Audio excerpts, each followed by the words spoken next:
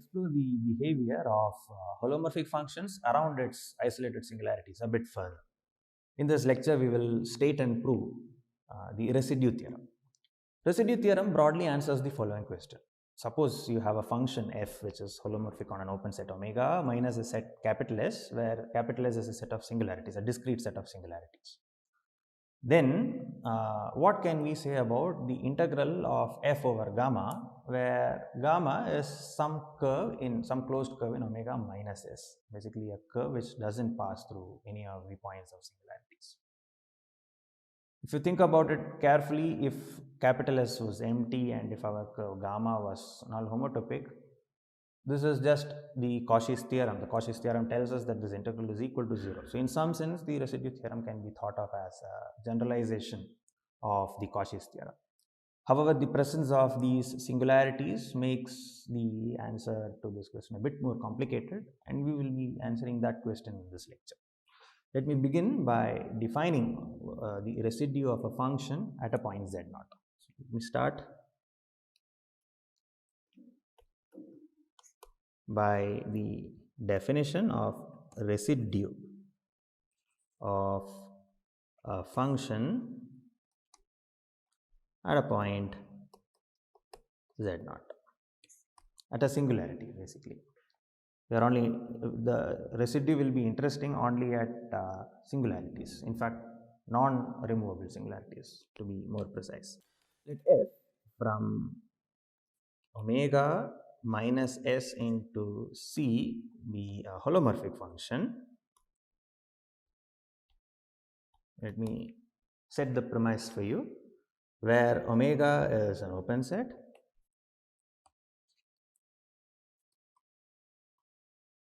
and S is a discrete subset of omega.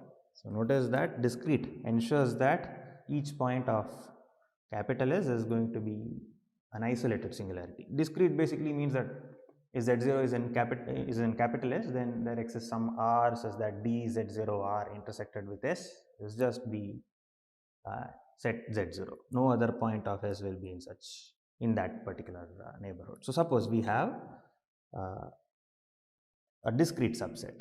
Then for z0 in capital S, let d z0 r be, let r positive be such that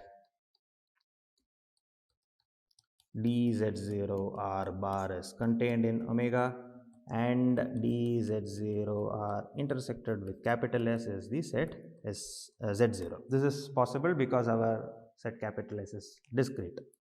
Then I should start with then for z0, let this be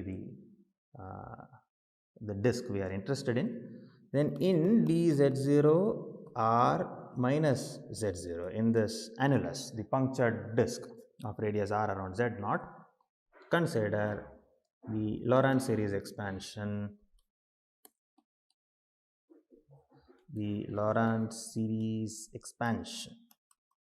of f given by f of z is equal to summation n is equal to minus infinity to infinity an z minus z0 to the power n. So suppose we consider this disk, and in this disk we will have a power series expansion, or rather Laurent series expansion of f in this manner. We define the residue of f at the point z0 to be the coefficient of 1 by z minus z0. The coefficient of 1 by z minus z0 is special. Let me note it down. We define the residue of f at z0 to be a residue. This is the notation, residue of f at z0. This is the notation. This is going to be defined as a minus 1. Remember that the moment we fixed such a annulus, we have a Laurent series expansion, and And in the given annulus, this Laurent series is unique, and we even know exactly how to get hold of our coefficients through the relevant integrals. So this definition makes sense, even though it's a local definition, it certainly makes sense. And the coefficient a minus 1 is called the residue of f at the point z0. Let's look at a few cases rather than examples here. If z0 is a removable singularity, notice that z0 is just some point in capital S, it's hence just some isolated singularity, and therefore it could be a removable singularity, it could be a pole, it could also be an essential singularity.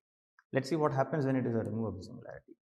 If z0 is a removable singularity, then by the classification theorem using the Laurent series, what do we have?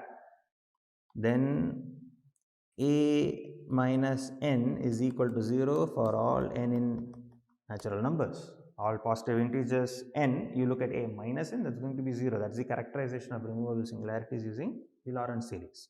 And that tells us in particular that a minus 1 is 0, and hence the residue of f at z0 is equal to 0.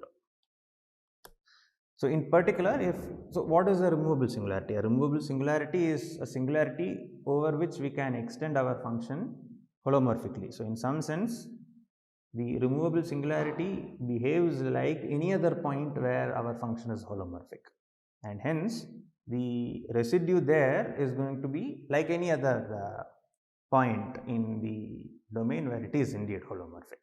The residue at points where it is holomorphic is being put as 0. That's what this basically means.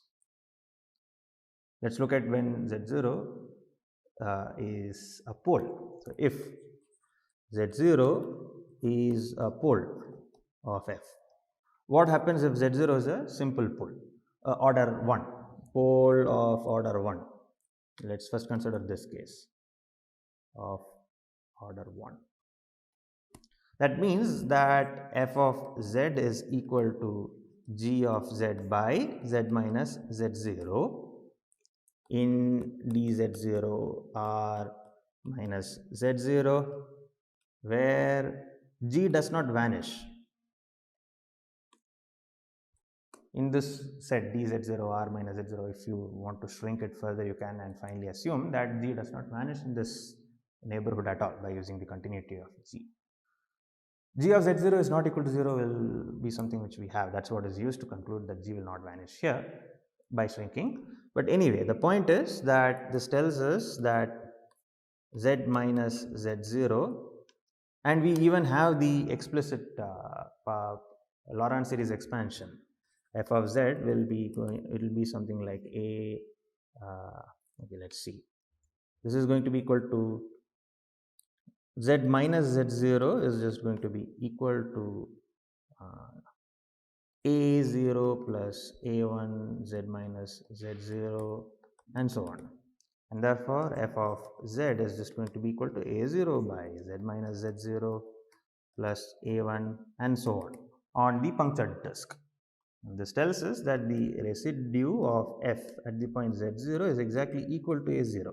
But what was that? That was exactly equal to g of z0, which is not equal to 0, right?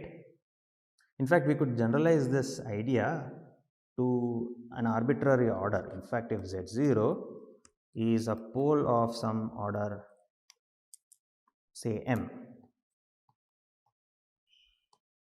then what will happen? Then we could write f of z as being equal to z minus, maybe I'll just skip a few steps, directly write this to be z minus z0 to the power m times g of times f of z is equal to g of z, where g has a removable singularity at z0, and after extending, g of z0 is not equal to 0. In fact, g of z we will assume is not equal to 0 on dz0 r minus z0. Suppose this is what g is going to behave like. Then what do we have? Then the Laurent series expansion of f, this is going to be equal to a0 by z minus z0 to the power m plus all the way up to a m minus 1 by z minus z0 plus am and the remaining part. And therefore, the residue of f at the point z0 here, this is just going to be equal to am minus 1. What was ai's here? Where g of z was equal to summation a n z minus z0 to the power n. That was what was used to conclude that the residue of f at the point z0 is am minus 1. But we also know what is am minus 1 in terms of g, isn't it? This is just g m minus 1 of z0 by m minus 1 factorial.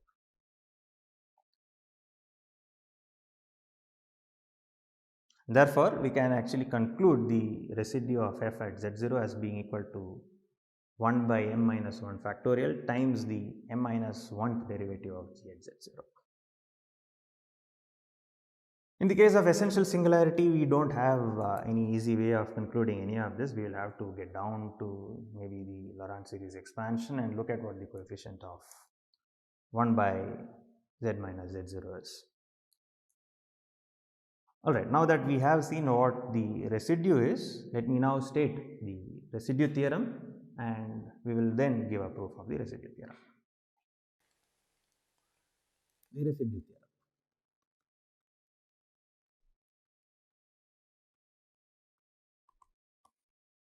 The setup is going to be the same. Let omega be an open subset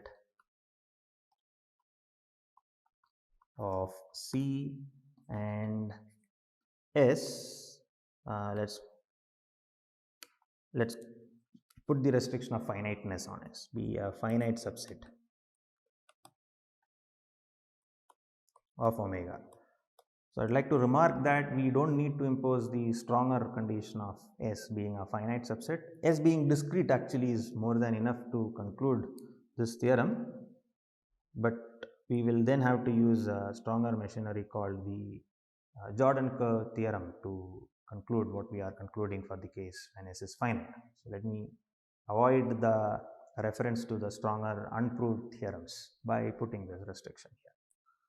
So, let omega now be open subset of C with a finite subset capital S, and suppose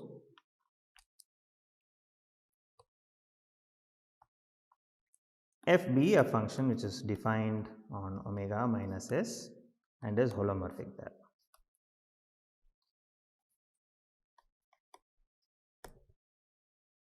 Let us take a curve gamma which is both a closed curve and which is null homotopic in omega. Let gamma be a null homotopic closed curve in omega, not in omega minus S, we are demanding that it is in omega. Then the integral of 1 by 2 pi I f of z dz over gamma summation w gamma of zj, where w gamma is the winding number of gamma around zj times the residue of f at the point zj. And what are the zj's? Zj, the summation is from j equal to 1 to n, where capital S is the finite set given by z1 to zn. Maybe I should use a k here, zk. So, there are finitely many points as was observed earlier. So, let me enumerate them as z1, z2 to zk, and w gamma is the winding number.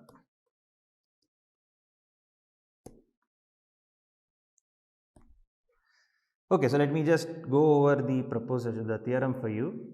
We are considering a function f which is holomorphic on omega minus S, where S is a set of singularities, isolated singularities. And if you look at the integral of f of dz over gamma, that is going to be equal to 2 pi I times the thing on the right, which is basically the sum of w gamma of zj times the residue of f at zj. So, if you notice, the residue is coming into the story in a very natural manner here. Let's give a proof of the residue theorem here. We'll begin by defining a function g by capturing the residues of f at the various points zj's. So define g of z to be equal, what is g of z equal to? G of z is equal to summation the residue of f at the point zj by z minus zj, again where j is from 1 to n. If you notice, g is also a function which is holomorphic away from zj. So notice that g is holomorphic on omega minus capital S, just like our small f. Moreover, if you look at g of z, let's focus on zj, fix zj and dzj r and r positive be such that dzj r bar is contained in omega and dzj r intersected with s is just the point zj. Suppose we have picked the right neighborhood around zj because it's an isolated singularity, and we will be able to write our g of zj as the residue of f at the point zj by z minus zj plus the remaining terms which I will capture with g1 of z. And the observation here will be that then g1 is a function which has a removable singularity at zj. In fact, I will safely write it as being holomorphic on dzjr. And therefore, if you look at the residue of g at the point, say zj, that's going to be equal to exactly the residue of f at the point zj. Why does g1 have holomorphic expansion here? Why is g1 holomorphic here? That is because if you notice this term, there is only one by z minus zj term that appears. In dzjr, no other singularity point in capital S appears, and therefore this function is very safe that it's a holomorphic function, that whatever remains after taking out the residue of f at the point zj by z minus zj from the expansion here, everything else is going to be holomorphic. Right. So if you now write down the power series expansion of g1 and look at the definition of the residue, we get to conclude that the residue of g is the same as the residue of f. Now further define capital F of z to be equal to f of z minus g of z. Now what is the good thing about our function capital F? Let's assume that the integral of capital F is 0. Let's assume that if the integral of capital F over gamma is equal to 0, suppose we manage to prove this, then that would imply that the integral of f minus g of z dz over gamma is equal to 0, isn't it? And that would imply that the integral 1 by 2 pi I times the integral of f of z dz, this is exactly equal to 1 by 2 pi I times the integral over gamma of g of z dz.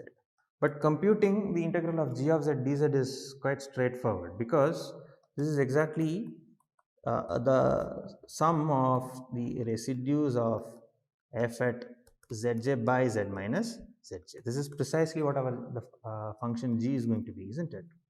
And this is again by the very definition residue of f at the point zj. Notice that they are constants times, this is the sum of this times the integral over gamma, more than that it's 1 by 2 pi I times the integral over gamma dz by z minus zj, where j is going from 1 to n. And that's precisely whatever is written down in the brackets is exactly the winding number. This is w gamma of zj times the residue of f at zj, and we would have completed the proof. So the only thing to establish hence would be the thing which is put in the box here, or maybe this box. So the only thing that we need to conclude is that the integral of capital F is equal to 0. Let's try proving that. To venture into proving that, let's try to first see how the Laurent series expansion of F turns out to be. Notice that since f of z is equal to f of z minus g of z, we already have a Laurent series expansion of f around z naught, around zj, right? So since this is the case, in a neighborhood dzj are around zj as above, that means that, okay, maybe I should be around zj such that dzj are intersected with s is just zj. It's a small enough neighborhood that it intersects only at the point zj, and dzj bar is contained in omega. So take one such, and there we have a Laurent series expansion of f as well as g, isn't it? We know exactly how the Laurent series expansion of g is going to be. Let me just write down. Then f of z is going to be equal to some summation a n z minus zj to the power n over there. We don't know what type of a singularity it is, so let me just put the Laurent series expansion this way. And g of z, we know exactly what the singularity is. It's going to be a simple pole at zj. It has a pole of order 1 at zj. So this is going to be a residue of f at zj by z minus zj plus whatever remains is some g1, which is a holomorphic function there, which I will write it as bn z minus zj to the power n. So this is precisely what we have. So on the disk, on the punctured disk, this is all on the punctured disk, and the convergence is absolute here. So the terms can be added, and we will be able to hence conclude that capital F of z is going to be equal to summation n is equal to 2 to infinity. Notice that the residue here is exactly equal to a minus 1, which features here. So the sum will tell the difference, rather fz minus gz is going to be the sum of a minus n z minus zj to the power minus n plus summation, let me put up prime to denote that it is something like an plus bn from 0 to infinity of z minus zj to the power n. And notice that this is an absolutely convergent series, and the Laurent series expansion is unique, and this tells us that this is the Laurent series expansion of capital F on the punctured disk. Let's now define the fact that there is no n equal to 1 in this summation is of great advantage to us, because we can explicitly write down an antiderivative of capital F on this punctured disk. Then on dzj r minus zj, consider g of z to be defined in the following manner: n equal to 2 to infinity a minus n z minus zj to the power minus of n plus 1 by minus of n plus 1. Notice how crucially we are using the fact that the n equal to 1 term doesn't feature here, and the second term anyway is fine. That's going to be a n prime z minus zj to the power n plus 1 by n plus 1. If you consider this particular function, then I will leave it as an exercise for you to sit down and check that this is also absolutely convergent. But by using the fact that capital F is absolutely convergent and doing a comparison, you can conclude that on this punctured disk, capital G is also absolutely convergent. And for any Z, by picking a smaller annuli of R1 and R2, where say 0 is less than R1 and R2 is less than R, and such that R1 is less than R2 and Z is in the annulus of R1, R2, the uniform conversion tells us that G prime of Z is exactly equal to F prime of Z. We can differentiate it term by term to get back function capital F here. So in other words,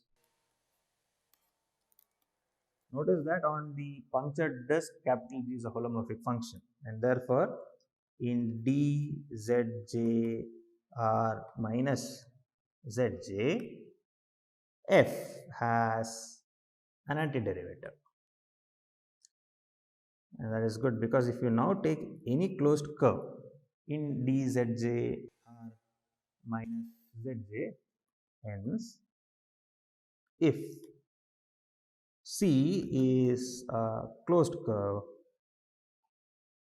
in dzj r minus zj, notice that I have slowly stopped using the word rectifiable, because I am now talking about the integrals up to homotopy thanks to Cauchy's theorem. What do we get to conclude here? By the second fundamental theorem of calculus, we have the integral of f over c is equal to 0. In fact, these are at the points of singularities. In the punctured disks around zj is what we are considering our integral of f over c. The other case, if z does not belong to, or rather it belongs to omega minus capital S, then let r positive be such that dzr bar is contained in omega and dzr intersected with S is empty. So you can always get hold of a small disk of radius r around z which satisfies these conditions.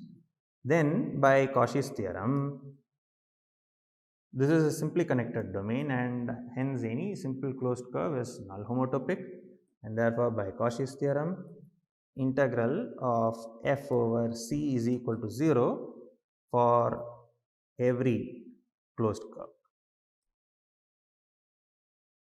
in dzr.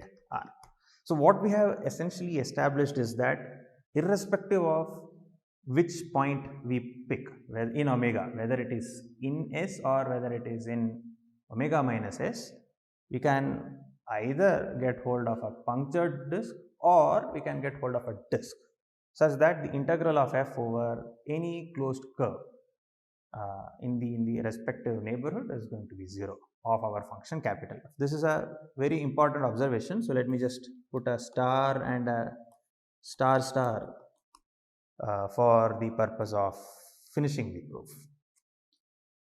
Okay, so with this observation at the back of our head, let's try to now prove that the integral of f over a curve gamma is 0. So let gamma from a b to omega minus s be null homotopic. What does it mean to say that it is null homotopic? It means that i.e. there exists capital H from 0 1 cross AB to omega. So this is null homotopic in omega. Remember that the statement of the theorem only demanded that our curve be null homotopic in omega. Oh, I didn't mention that. It is mentioned as closed curves in omega. So the homotopy is in omega. So let's take a homotopy capital H so into omega. So that's precisely what it means. There is a continuous function such that h0 comma or such that gamma 0 is equal to gamma and gamma 1 I'm just using our notation from earlier. This is some gamma z naught, where gamma z naught of t is equal to z naught for all t in AB. So we end up with a constant curve at some point z naught. That's what it means. And where gamma s is, and such that gamma s is a closed curve for every s in 0, 1. So this is precisely what it means for our curve gamma to be null homotropic. Now, 0, 1 cross omega is a compact subset of R2, right? Since 0, 1 cross omega, not omega, AB is compact, so is h of 0, 1 cross omega. Because continuous functions preserve the property of being compact. So this is going to be a compact subset in omega. And we consider the cover U prime, let U prime be the cover of all the neighborhoods as above. This is going to be D, the collection of all dz or z maybe, such that z does not belong to capital S, dz or z bar is contained in omega, and dz or z intersected with S is empty. Notice that this is the exact collection of neighborhoods where our capital F had the property that its integral over any closed curve is 0. So we will take the union of this with what happens when it is in S. So this is not in S, I will just change it to, I will just put Z in H of 0, 1 cross AB minus S. I don't want for every point in omega, it's just in the image that we will consider. Union the collection of all dzj, rzj such that zj 1 is less than or equal to j is less than or equal to k, dzj r, maybe I'll just put an rj here, rj bar intersected with S is the set zj, and dzj r j bar, maybe I'll put this extra assumption that the points in S doesn't belong to the closure. That can also be arranged, right? It's just going down to a smaller set if needed. So this is the exact collection. So I have not done, even though I have written it in this manner, not done anything new. I have just captured those neighborhoods where star and star star are being satisfied. If you go up and check, that is precisely the collection that is being considered. And this is going to be an open cover of H of 0, 1 cross AB, because we are doing this for every point there. Where this is the case, and Zj belongs to capital S. If Zj belongs to H of 0, 1 cross AB. If it is not in the image, we will not be interested. Let's only consider those points in the image of H, under image of 0, 1 cross AB under H.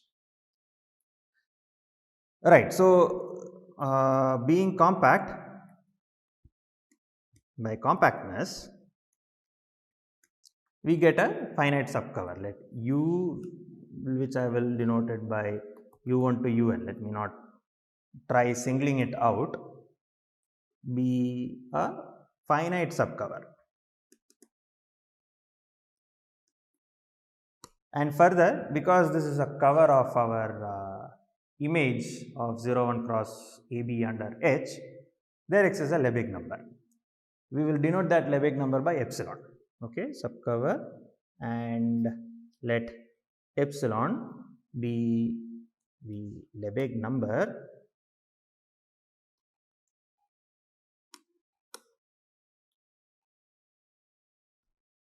corresponding to U.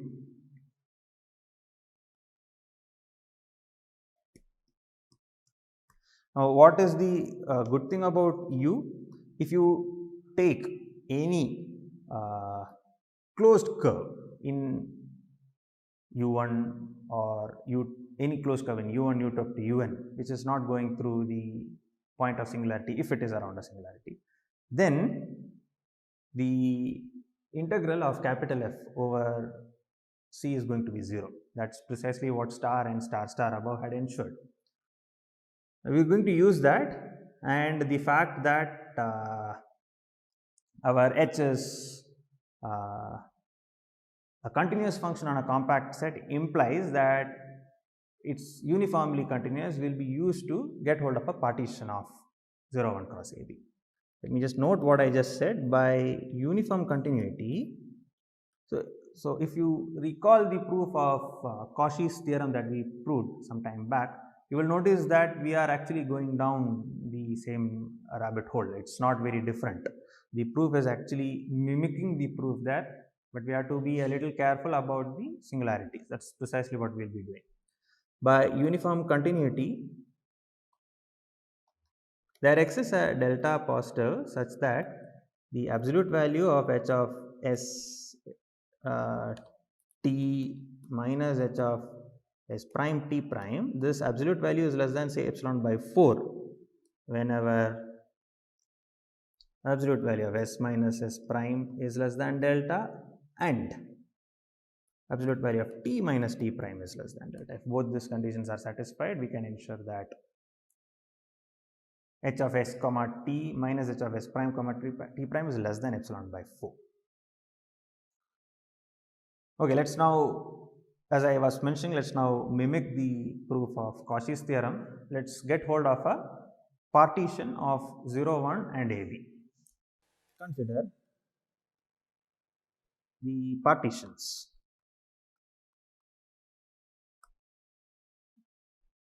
0 equal to S0 less than S1 up to, say, Sn, which is equal to 1, and A equal to T0 less than T1 less than up to Tn equal to B, such that the partition size in both the cases is less than delta, thereby ensuring that h of si tj minus h of si minus 1 tj is less than epsilon by 4. That is being ensured, or for that matter the other variable as well. But not just that, we also demand a little more. So let me just draw a picture before describing the other demand. So suppose we have a closed curve of this type. So suppose this is the point z0, and I'm going to draw the sj's using different colors. So let me use red to draw some s1, pink is to draw maybe green, light green is to draw s2, and violet is to draw s3. I cannot draw more closed curves in a clean manner, so let me stop there. Let me use orange to capture tj's. We have tj's,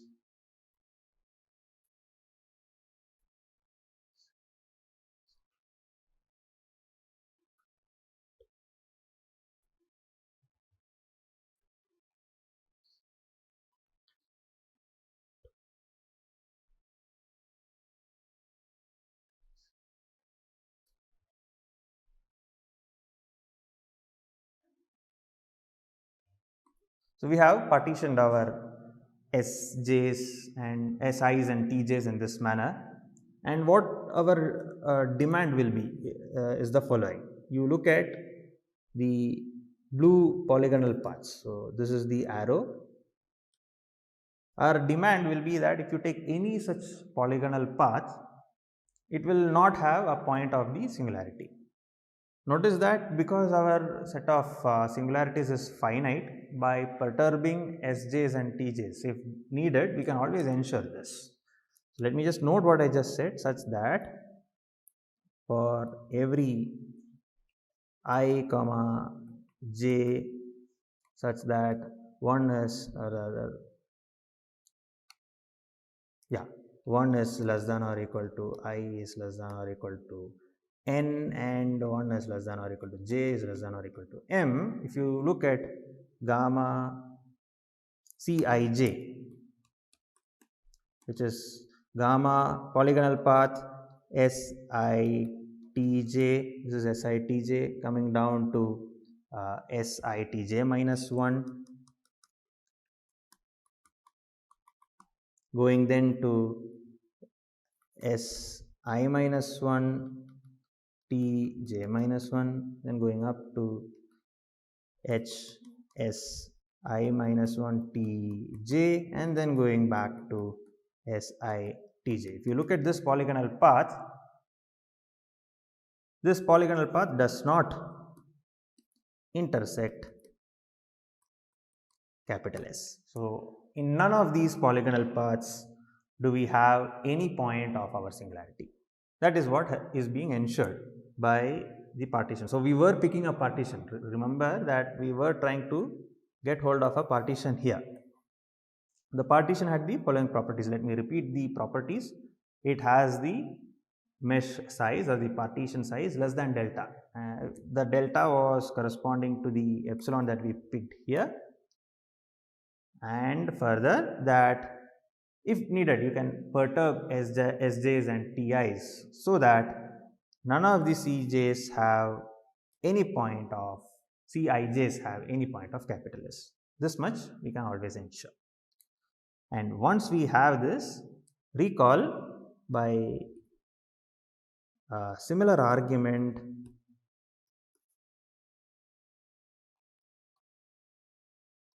as given in Cauchy's theorem,